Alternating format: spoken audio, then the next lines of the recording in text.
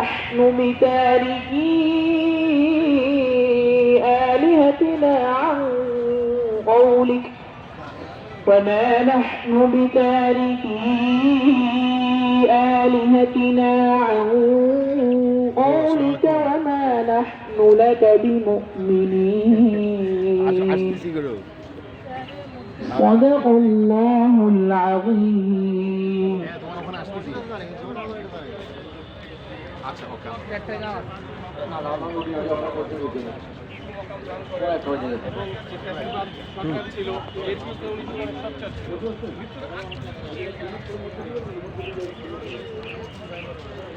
শুধু দর্শক, শহীদ প্রেসিডেন্ট জিয়াউর রহমানের কবরস্থান এবং এই কবরস্থানের পাশাপাশি এখন সাবেক 3 বারের প্রধানমন্ত্রী এবং আপসীন দেশনেত্রী বেগম খালেদা জিয়ার কবর পাশাপাশি। এই কবর আমরা আজ শুক্রবার সকালে এসে আমরা দোয়া মোনাজাত করেছি এবং দোয়া মোনাজাত শেষে আমরা দেখতে পাচ্ছি এইখানে সহ এবং বিভিন্ন জেলায় সারা বাংলাদেশে কোরআন তেলাওয়াত চলছে এবং কোরআন তেলাওয়াত 7 দিন ব্যাপী চলবে।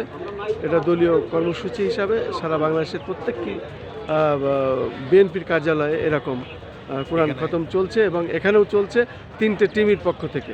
এখানেও কোরআন তেলাওয়াত চলছে। আমরা সকালে যেহেতু উঠেছি, আমরা শুক্রবার পবিত্র জুম্মার দিন ভোরে আমরা এসেছি, এসে এখানে শ্রদ্ধা নিবেদন করেছি এবং কবর জিয়ারত করেছি। তারপরে আমরা একের পর এক দোয়া করে এবং যাচ্ছি, আমরা দেখতে পাচ্ছি একের পর এক মানুষ এখানে এসেই যাচ্ছেন। ভোরবেলা থেকে লাখ লাখ মানুষ আসছেন, দোয়া মোনাজাত করছেন, শ্রদ্ধা নিবেদন করছেন, দোয়া করে চলে যাচ্ছেন। যেহেতু আজকে শুক্রবার জুম্মার নামাজ, মানুষ ভোরবেলা থেকে এখানে আসছেন এবং আমরাও এখন নামাজের দিকে এগোচ্ছি। আমরা শ্রদ্ধা নিবেদন, দোয়া মোনাজাত ভোরবেলা এসে আমরা শেষ করেছি এবং একের পর এক মানুষ আসছে। আমরা যতটুকুন পারি দেখানোর চেষ্টা করছি। মাসুদুজ্জামান বলে শেষ।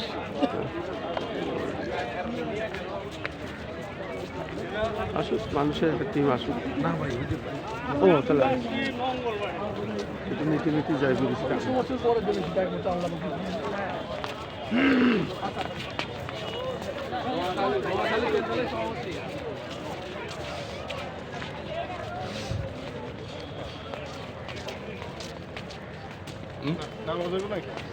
আমি খন্দকার মাসুদুজ্জামান। আমাদের চ্যানেলগুলির পক্ষ থেকে ধারাবাহিক কাজগুলি আমরা করে যাচ্ছি এবং আমার সঙ্গে জনাব খায়ের সাহেব আছেন।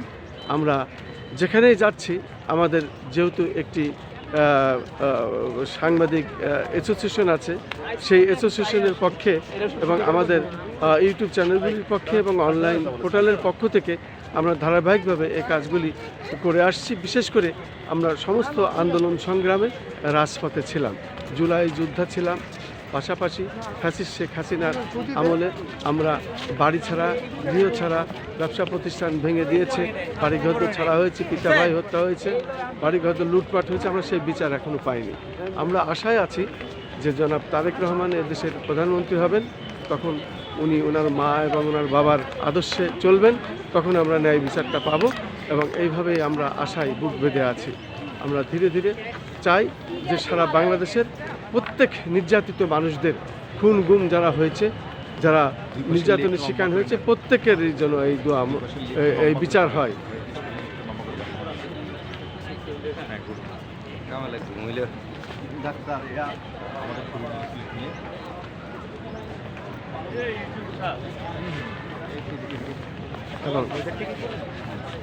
এবং আমরা সবশেষে এই আশাই করব যে জনাব তারেক রহমান তার বাবা মার আদর্শে বিশ্বাসী হয়ে এবং সেই আদর্শ বুকে ধারণ করেই উনি আগামী প্রধানমন্ত্রী হবেন এবং এই দেশের সমস্ত নির্যাতিত লোকদের ন্যায় বিচার উনি করবেন। ন্যায় বিচারের প্রতীক উনিই হবেন।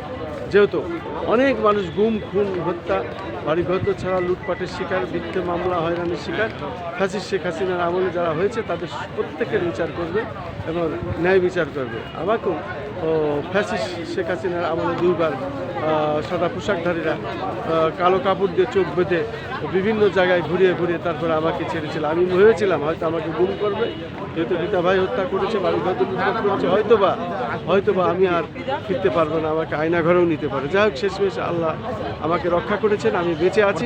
আমি হয়তো ন্যায় বিচার পাবো এবং ন্যায় বিচার পাওয়ার জন্য হয়তো আল্লাহ আমাকে বাঁচিয়ে রেখেছেন। আমি কিন্তু জুলাই যোদ্ধা, পেশাগত দায়িত্ব পালনের জন্য আমি প্রায় অনেকবার রাবার বুলেট এবং ইট পাটকেল অনেক কিছু আহত হওয়ার পর আমি প্রায় এক মাস আমি মুগদা মেডিকেল কলেজ হাসপাতালে ভর্তি ছিলাম, যেহেতু অনেকবার তার আগে আহত হয়েছি, যেহেতু এই সময়টি আমার ডাক্তার বলেছিল বাঁচবে না।